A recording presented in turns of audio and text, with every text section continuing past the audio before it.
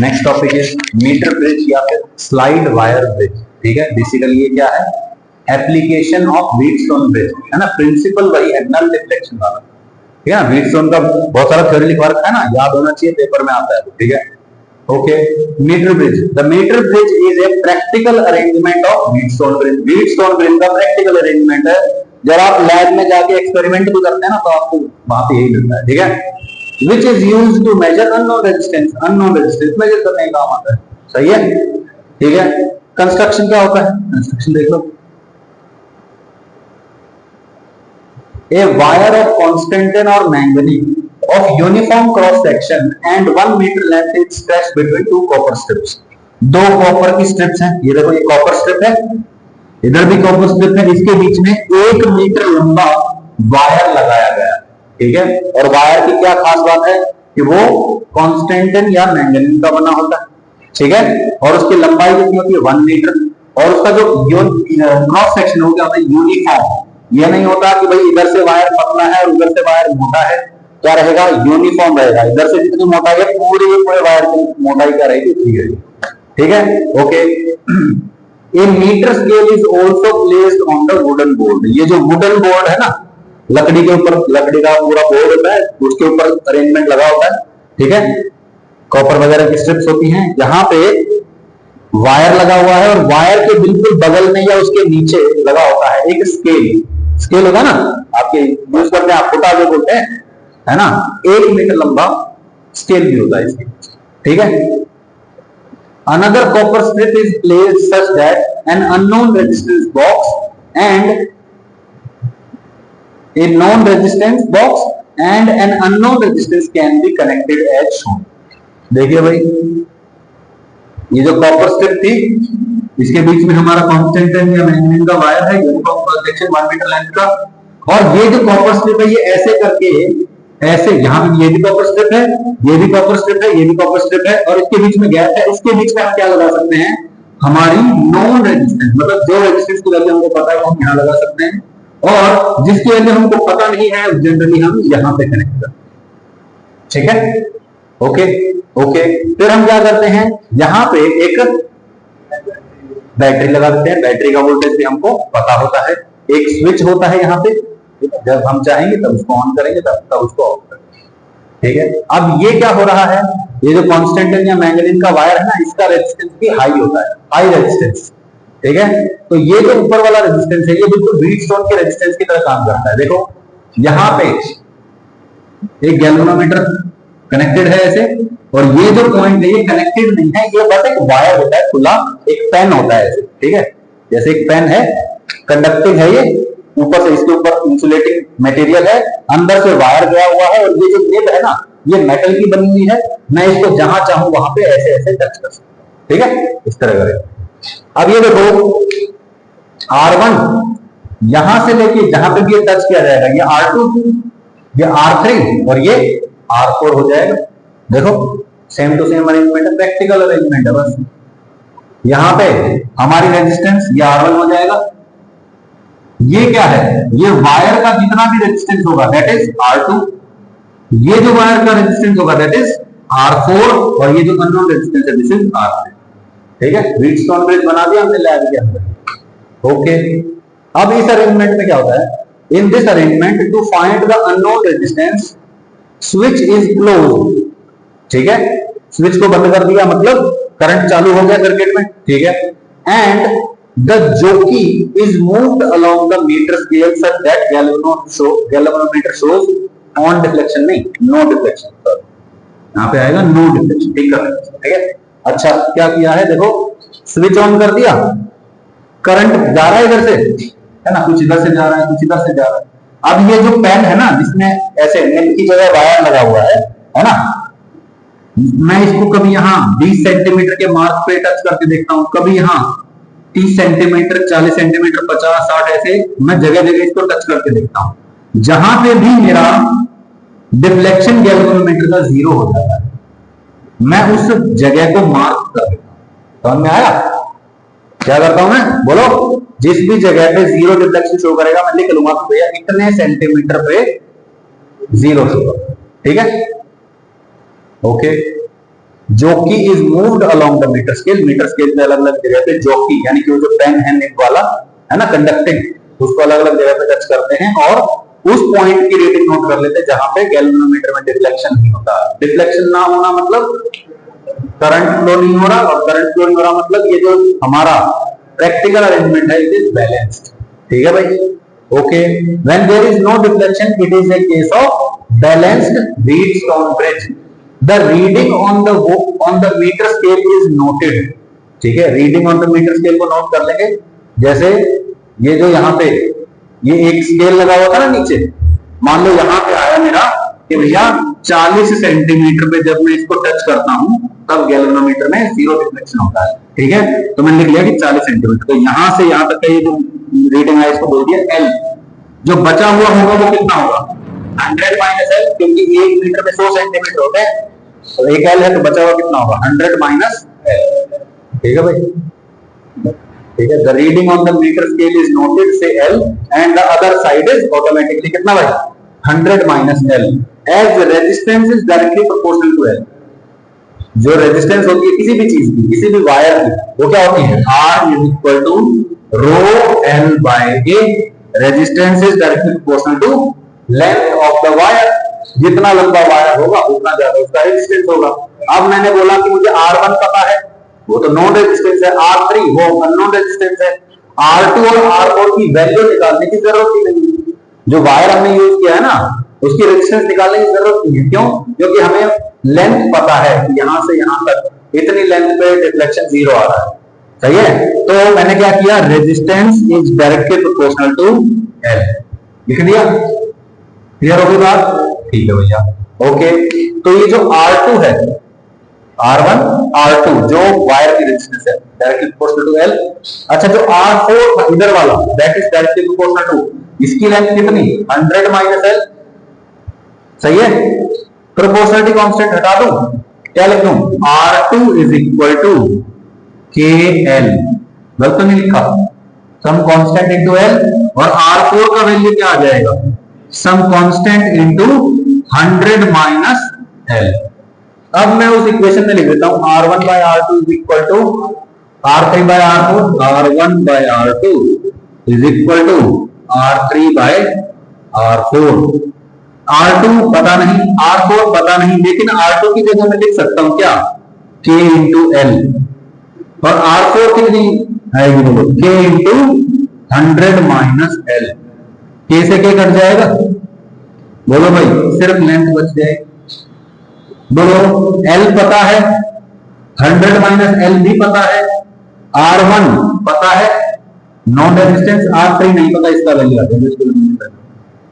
समझ में नहीं आया कोई दिक्कत?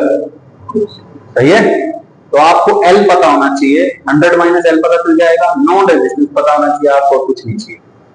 सही है बोलो R4 की वैल्यू आ गई थी। Now for balanced Wheatstone bridge जो known resistance R1 by R2 equal to unknown resistance S divide by R4 R2 और R4 की जगह KL और क्या लिख दिया K into 100 minus L. Solve किया S का वैल्यू कितना आता है R non resistance into 100 minus L divide by समझ में आया कोई दिक्कत? R by S is equal to L by 100 minus L ऐसे जा। अच्छा यहां एरर भी हो सकता है मेजरमेंट में। क्या मेजरमेंट में एरर हो सकता है देखते हैं।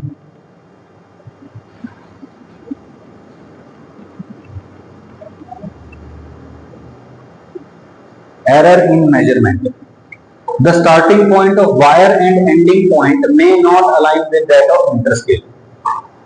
जो बोर्ड है हो सकता है कि किसी शरारती बच्चे ने इधर उधर रखते टाइम गिरा दिया ट्रांसपोर्टेशन में गिर गया पॉसिबिलिटी है ना। तो बोलो जो वायर है वो क्या होगा अपनी जगह से थोड़ा सा आगे पीछे हो जाएगा या फिर जो मीटर स्केल है वो आगे पीछे हो जाएगा। तो जहां से वायर शुरू हो रहा है और खत्म हो रहा है हो सकता है कि जो मीटर स्केल जो कि यहां से शुरू होकर बिल्कुल यहां खत्म होना चाहिए था है ना वो असल में यहां से शुरू ना होकर यहां से शुरू हो रहा है ना और थोड़ा सा पहले कहीं यहां जाके खत्म हो रहा है। तो उस केस में एरर आ सकता है। ठीक है ना okay. The resistance of copper wire and or connecting wire is too high। अब हमने क्या बोला कि वो जो कॉपर की स्ट्रिप है, कॉपर की स्ट्रिप के लिए यूज की थी हमने क्योंकि उसका रेजिस्टेंस कम होता है। अब उसका रेजिस्टेंस अगर ज्यादा हो गया, जो अननोन रेजिस्टेंस हम मेजर कर रहे हैं उसका रेजिस्टेंस बहुत कम है, और कॉपर के वायर का, कॉपर की स्ट्रिप का जो रेजिस्टेंस है वो कंपेरेबल है, तो उसका भी इफेक्ट आ जाएगा और हमारी मेजरमेंट फिर से गलत हो जाएगी। ठीक है, रीडिंग इज टेकन केयरलेसली। ठीक है, आया तो था 42 सेंटीमीटर और आपने दूर से देख लिया अरे 40 आया, 40 के हिसाब से कर देगा, तो ऐसी भी गलती हो सकती है ना। रीडिंग भी केयरलेसली ली जा सकती है। ठीक है, in order to minimise the error the null point obtained should be near the end point of the mid point of the scale. ठीक है, अगर सही आपको मेजरमेंट चाहिए तो आप हमने उसमें पढ़ा था, इसमें वीट्स ऑन ब्रिज के R1 R2 R3 और R4 ये सारे के सारे रेजिस्टेंसेस क्या होनी चाहिए, कंपेरेबल होनी चाहिए, है ना। कंपेरेबल होंगी तभी इनके रेशियो से एग्जैक्ट मेजरमेंट आती है ना, सेंसिटिव बन जाता है। और अगर इनका रेशियो बहुत बड़ा है, ये 2000 है, ये 10 है, ये 20,000 है, ये 100 है, तो रेशियो बहुत ज्यादा हो गया ना, तो वहां पे सेंसिटिविटी घट जाती है। तो यहां पे भी क्या होगा, बोलो, अगर हमको एरर कम करना है तो जो नल पॉइंट है वो कहां आना चाहिए, बीच में कहीं आना चाहिए। ठीक है, वहां पे रीडिंग सबसे बढ़िया है क्योंकि जो रेशियो है वो क्या होगा, कम है। ठीक है, बहुत ज्यादा रेशियो। ठीक है भाई, okay. To correct end error, end error को करेक्ट करना है। एंड एरर मतलब कि भाई जो स्केल है वो कहीं और से शुरू हो रहा था, कहीं और खत्म हो रहा था। ठीक है, to correct the end error, तो बोलो स्केल यहां से शुरू हो गया, यहां आर लगा हुआ था, यहां एस लगा हुआ था, ये पता है, ये नहीं पता है हमको, है ना। नल पॉइंट कहीं यहां आ गया, अब मैंने कैलकुलेशन की, मेरा आंसर आ गया लेट से 60 आ गया, मेरा जो एस आया दैट इज इक्वल टू 60 ओम। अब मुझे एंड एरर को खत्म करना है, मतलब कि भाई ये जो इधर की तरफ जो स्केल का एरर था, थोड़ा सा इधर आ गया था ना स्केल, इसको ठीक करना तो क्या करूंगा मैं, आर और एस को इंटरचेंज कर दो, फिर से टच करके देखो आएगा आंसर, वो भी आ गया, लेट से एस आ गया मेरा उस केस में 50 ओम।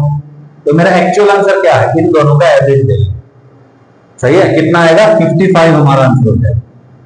समझ में नहीं आया भाई, जब आर इधर था तो कुछ एरर इस तरफ से आ रहा था ना, इसको कंपनसेट करने के लिए एस को इधर लगा दो। अब आर में इतना एरर आ रहा था, इस तरफ आर जाएगा तो उतना एरर कम हो जाएगा, एस की तरफ वो एरर आ जाएगा, ओवरऑल क्या हो जाएगा, कंपनसेशन हो जाएगा, हमारा नेट मेजरमेंट या नेट एरर जो है वो 0 हो जाएगा। Measurement is error free.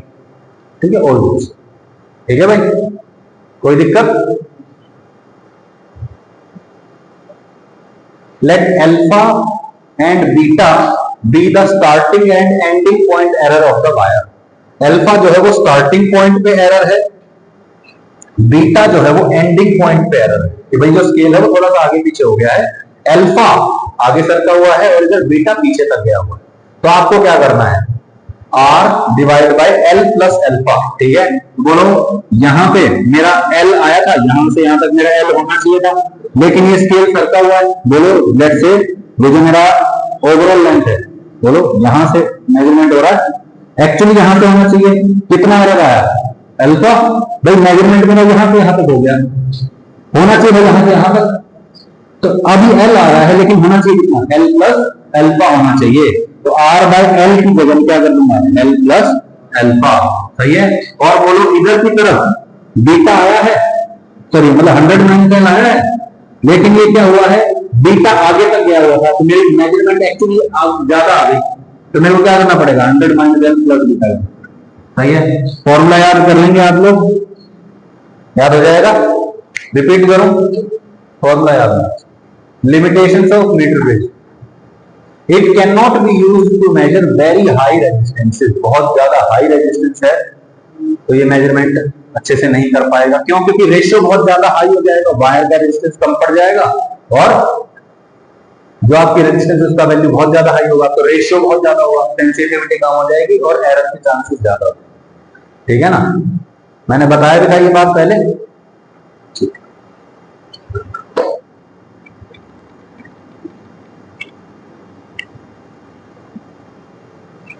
Question बहुत ही simple, a metre bridge with known resistance of 20 ohm, known resistance 20 है, ऑब्टेन्स नल पॉइंट है 50 centimetre with an unknown resistance s, find s। तो बोलो क्या किया था, r by l is equal to s by 100 minus l। 20 है ये, 50 है ये, s पता नहीं, 100 माइनस 50, 50 आ गया। है क्या कुछ मुश्किल, सही है। In a metre bridge P Q R S दे रहा है आपकी बात, find value of unknown resistance x to be used in series with s so that galvanometer shows no deflection.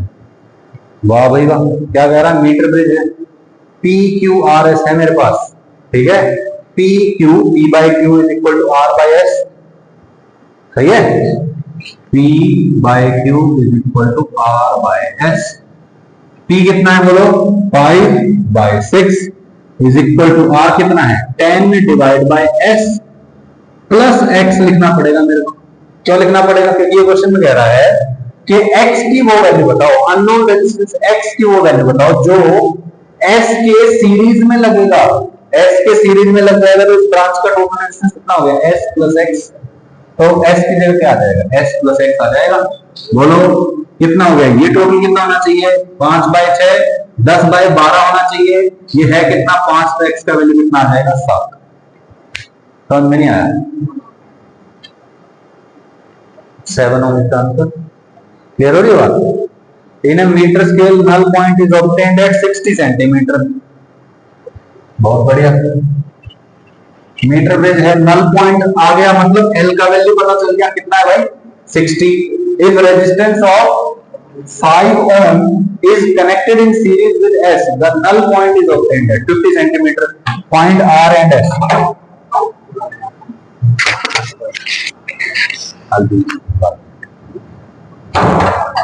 तो आपको बताना भाई ये क्वेश्चन, ये सॉल्व करिए आप, ठीक है, एक बार ट्राई करिए। क्वेश्चन दिख रहा है सबको कि भैया जब सिर्फ S लगा हुआ था तो 60 सेंटीमीटर पे आया था, R और S जब कनेक्टेड थे तो 60 सेंटीमीटर पे आया था, S के साथ 5 सीरीज में जोड़ दिया तो टोटल कितना हो जाएगा उस ब्रांच में, S प्लस 5, तब 50 सेंटीमीटर पे आ रहा है। तो R और S दोनों बताने हैं, ठीक है।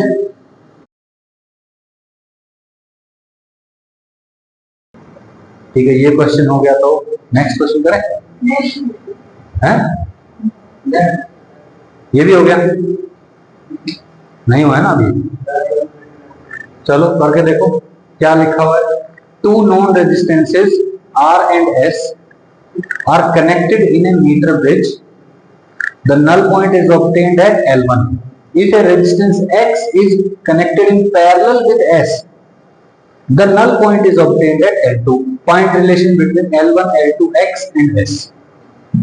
देखो भाई क्या बोल रहा है, 2 नॉन रेजिस्टेंस है R और S, ठीक है। जब भी मीटर ब्रिज की बात करें तो मीटर ब्रिज क्या होता है, बेसिकली व्हीटस्टोन ब्रिज का ये चीज होती है। तो सेम टू सेम आप व्हीटस्टोन ब्रिज ही बना लो ना, मीटर ब्रिज की सोचते क्यों, सही है।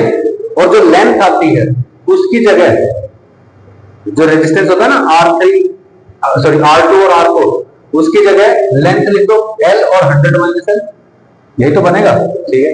तो ये देखो ये हो गया मेरा बेसिकली मीटर ब्रिज, ठीक है। ये हो गया मेरा R1 या फिर R, और ये हो गया S, ये हो गया मेरा L, और ये हो गया 100 माइनस L, है ना। R1 by R2 is equal to R3 by R4, R by L is equal to S by 100 minus L, ठीक है भैया। मैं यही लेके चलूंगा आपसे, R by L is equal to S by 100 minus L, ठीक है, ओके। अब क्वेश्चन में क्या कह रहा है, R और S नॉन रेजिस्टेंसेस हैं, 2 known resistances R and S are connected in a meter bridge. Null point कहाँ है ना, L1 पे। तो बोलो R और S पता है, null point है L1, आ गया भाई, बहुत बढ़िया हो गया ये लोग, ठीक है। फिर ये कह रहा है कि a resistance X is connected in parallel with S। अब S के साथ पैरेलल में एक रेजिस्टेंस लगा दिया गया X। अब जो नल पॉइंट आया है वो कहाँ है, L2 पे। तो देखो ये पूरे की रेजिस्टेंस क्या बनेगी पहले मुझे बताओ। दो रेजिस्टेंस पैरेलल में हो क्या होता है उनका इक्विवेलेंट, मल्टीप्लिकेशन बाय एडिशन, है ना। S x divide by S plus x, सही है, ठीक है। तो ये बन गया S into x divide by S plus x, कोई दिक्कत, ठीक है। और बैलेंस का हो रहा है L2 पे, तो ये हो जाएगा L2 और ये हो जाएगा 100 माइनस L2, ठीक है। तो R by L2 is equal to S की जगह क्या आ गया बोलो, S x divide by S plus x divide by 100 minus L2। अब क्या चाहिए, L1 L2 और X और S में रिलेशन चाहिए। इस पूरे को इस पूरे से डिवाइड कर दें, R तो कट जाएगा, R कट गया, जहां से पॉसिबल होगा S भी कट जाएगा, है ना। यहां पे क्या लिखा हुआ है 100 माइनस L2, मतलब ये ऐसे लिखा हुआ है, ये यहां मल्टीप्लाई होगा, ये यहां मल्टीप्लाई होगा, मतलब ये और ये मल्टीप्लाई होने वाला है। तो लिख दो यहां पे डायरेक्टली, और इसको ये 1 से मल्टीप्लाई होगा और यहां हो गया 100 माइनस L। कोई बोलो दिक्कत, इस S से ये S कट जाएगा, न्यूमरेटर से न्यूमरेटर कटेगा, चाहो तो ये वाली चीज को यहां मल्टीप्लाई करो, यहां मल्टीप्लाई करो, तब भी ये कटेगा, ये कट जाएगा, सही है। और बोलो L2 by L1 is equal to बोलो S plus x into 100 minus L2 divide by 100 minus, ठीक है। और चाहो तो इसको और आगे सिंप्लीफाई कर सकते हो, रिलेशन पता चल गया, ये आंसर है।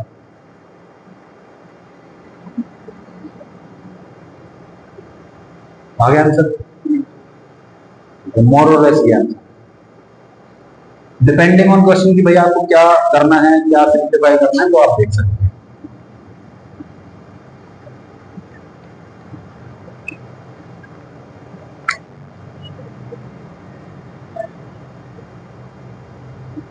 आर एस L1 या L और यहाँ पे 100 माइनस L, सही है। ओके, अब देखिए क्या हो रहा है, two resistance wires are connected in a meter bridge and null point is obtained at 1/3 meter। Metre में दे दिया, पहले क्या था सेंटीमीटर में, अब क्या है मीटर में गिवन है, ठीक है। If a resistance of 6 ohm is connected in series with smaller resistance, छोटे वाले रेजिस्टेंस के साथ 6 ओम सीरीज में कनेक्ट कर दिया, the null point shifts to 2/3 meter, find resistance of both the wires। तो भैया मैं कहता हूं पहला रेजिस्टेंस है R1 और दूसरे का आसानी के लिए नाम रख दो R2, सही है। L1 कितना होगा, टोटल लेंथ कितनी होती है उस वायर की, 1 मीटर या 100 सेंटीमीटर, L है तो 100 माइनस L, तो अगर ये 1/3 मीटर है तो ये क्या होगा 1 माइनस 1/3 मीटर, यानी कितना आ जाएगा ये 2/3 मीटर, सही है। तो R1 by 1/3 is equal to R2 by 2/3। तो बोलो बड़ा कौन हो गया, R2 बड़ा हो गया, है ना, clearly R2 is greater than R1, सही है। अच्छा, इक्वेशन जो बनी थी वो क्या बनी थी, R1 divide by 1/3 is equal to R2 divide by 2/3।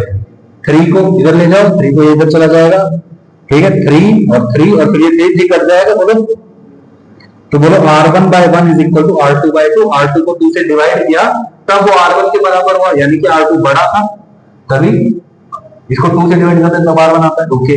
तो R2 is equal to 2R1, पहली इक्वेशन तो बन गई। अब छोटा R1 है, सही है, क्या बोला इसने, छोटे वाले के साथ 6 ओम सीरीज में कनेक्ट कर दो, कर दिया, यहां पे 6 ओम और कनेक्ट कर दिया, बोलो टोटल कितना हो गया इस ब्रांच का R1 प्लस 6, और नल पॉइंट कहां चला गया 2/3 मीटर। तो जब यहां ये कनेक्ट किया तो यहां पे कितना आ जाएगा और यहां कितना आ जाएगा, सही है। अब बताइए R1 प्लस 6 डिवाइड बाय ये लेंथ 2/3, सही है, is equal to R2 divide by 1/3, से फिर 3 कट जाएगा, 2 को इधर भेज दो, R1 plus 6 is equal to 2R2, सही है। R2 कितना है 2R1, तो जहां R2 लिखा है 2R1 लिख सकते हैं, ये क्या बन जाएगा 2R1, कितना बन गया 4R1 बन गया, 4R1 और एक ही R1, इसमें करके दे जाओ 4R1 minus R1, 3R1 is equal to 6, R1 is equal to 2 ohm. आया? R1 पता है, R1 यहां रख दो, 2 इंटू 2 R2 कितना हो जाएगा, 4 ओम हो जाएगा। सही है, कोई दिक्कत? तो R1 R2 दोनों पता चल गया। ठीक है, find resistance of both the wire, R1 R2 दोनों पता चल गया। समझ में नहीं आया? क्लियर हो रही है बात?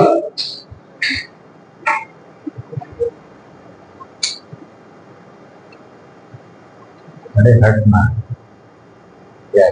हाँ क्लियर है?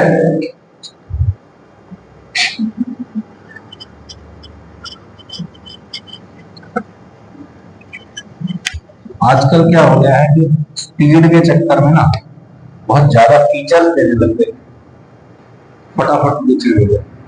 ये पहले क्या होता था, स्क्रॉल करते थे माउस से, ऐसे ऐसे करते, है ना, एक माउस अलग सेट है। फिर किसी ने, समझदार इंसान ने माउस पैड का दिया, फिर बोले कि इसमें स्क्रॉल नहीं होता, फिर इसमें जेस्चर देने लग गए, ऐसे 2 उंगलियों से ऐसे स्क्रॉल हो जाएगा, 3 उंगलियों से बंद हो जाएगा, है ना।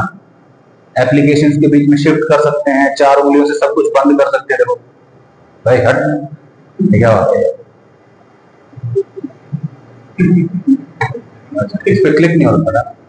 अरे हट ना, मोनालिसा आ रही है। हाँ, 3 उंगलियों से स्लाइड करके देखो। अब जो भी एप्लीकेशन खुली, फोल्डर खुला हुआ था, अब वापस वहीं जाना है, अब मैं जा नहीं पा रहा, क्या हो रहा है? अरे क्या हो रहा है? हाँ पता नहीं, बहुत ज्यादा जेस्चर है, मेरे को पता नहीं है जेस्चर। ठीक है, हम तो वो माउस वाले लोग हैं। हमने देखा नर्सरी में या फर्स्ट क्लास में थे हम, तब हमने पहली बार कंप्यूटर देखा। ठीक है, और 6th क्लास में पहली बार कंप्यूटर चलाया था, और लैपटॉप पहली बार इस्तेमाल किया था 11th क्लास में। उससे पहले तो कंप्यूटर ही होते थे, लैपटॉप तो बहुत अमीर लोगों के पास ही होते थे। ठीक है, 11th क्लास में तो दिलवा दिया था, जो पुराना लैपटॉप है ना, वो ग्रीन वाला दिलवाया था 2011 में, 11th क्लास में। मैं गेम खेलता था, मैंने बोला पढ़ने के लिए चाहिए मेरे को, मैंने कंप्यूटर साइंस सब्जेक्ट ले रखा है 11th क्लास में, मेरे को कोडिंग करने के लिए चाहिए। घर वालों, लड़का तो पढ़ता है हमारा, इसको दिलाना पड़ेगा। लैपटॉप दिलाया, फिर 40,000 का लैपटॉप आया। उसमें क्या करता था मैं, जिंदगी में कभी कोडिंग नहीं की मैंने उस पर, कभी नहीं की, कभी भी। स्कूल में करता था, जो करता था स्कूल वाले कंप्यूटर में। उस पर क्या करता था, घर वाले को गेम खेलता था। वाइस सिटी बहुत फेमस हुआ था, वाइस सिटी, है ना। ड्राइविंग करनी है तो ये ऐसे ऐसे, और जब शूटिंग करनी है तो ऐसे ऐसे। बहुत ही गलत बात की है मैंने, मुझे बहुत पछतावा है, मैंने ऐसा किया। In the figure the null point is obtained at 60 centimetre. Figure है, क्या दिख रहा है फिगर में, बोलो। एक एक्स रेजिस्टेंस है और एक वाई रेजिस्टेंस है, और नल पॉइंट कितने पे आ रहा है, 60 सेंटीमीटर में। ठीक है, if the resistance of 15 ohm is connected in series with y, y के साथ क्या कनेक्ट कर दें, 15 ओम का रेजिस्टेंस सीरीज में, तो टोटल कितना आ जाएगा, y + 15। The null point shifts by 10 centimetre towards x, तो x की तरफ शिफ्ट हो जाता है। पहले कितना था, 60, है ना, अब कितना आ जाएगा, 50।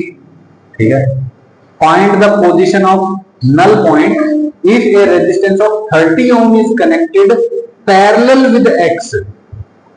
3 स्टेप का क्वेश्चन हो गया क्या, कि भैया x और y आराम से लगे तो 60 सेंटीमीटर पे बैलेंस हो रखा है, इसके साथ 15 ओम का सीरीज में जोड़ दिया तो 50 सेंटीमीटर पे बैलेंस हो रखा है।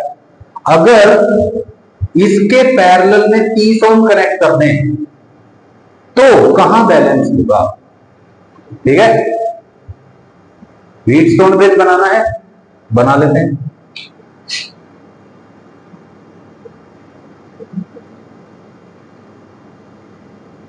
कितना है, इधर x, इधर y, इधर 60 और इधर 40 बचे, है ना।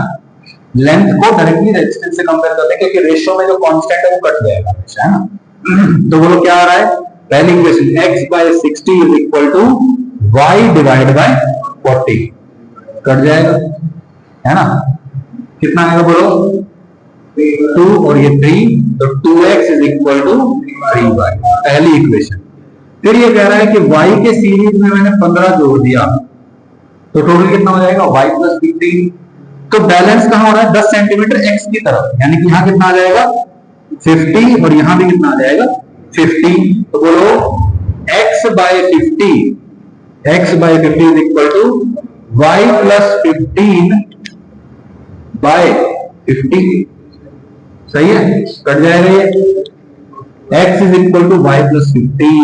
वाह जी वाह, बहुत बढ़िया हो गया। इसको उठा के यहां पुट कर दो, 2 इंटू एक्स मतलब y plus 15 is equal to 3y, 2y plus 30 is equal to 3y, 2y को उधर भेज दो, फिर y बचेगा, y is equal to 30। y पता चल गया भाई 30 है, बहुत बढ़िया हो गया। अब यहां पुट कर दो, 30 into 3 90 is equal to 2x, x is equal to 45, तो x का वैल्यू पता चल गया 45। ऑलराइट, अब ये कह रहा है x और y को हटा दें, 45 एंड 30 लगा दिया है मैंने, ठीक है। अब ये कह रहा है कि अगर x के पैरेलल में क्या लगा दें? 30 ओम लगा दें, तो कहां बैलेंस होगा? तो इसके पैरेलल में लगा दें 30 ओम का रेजिस्टेंस, इस पूरी ब्रांच का रेजिस्टेंस आ गया आपके पास, तो जो पूरा आएगा 45 to 30 by 45 plus 30 आ गया, डिवाइड बाय L, पता नहीं है ना कहां बैलेंस होगा, L लेंथ पे बैलेंस होगा, ये आ जाएगा 100 माइनस L, L का वैल्यू निकालो, ये by L is equal to y तो 30 यहां 30 है, 30 बाय 100 माइनस L का वैल्यू निकल जाएगा।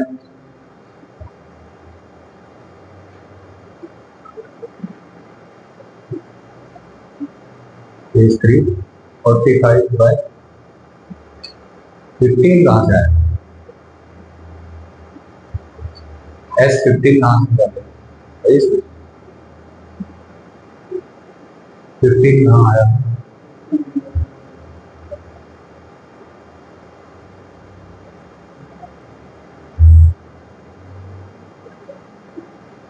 क्या किया? X 45 and y is 30,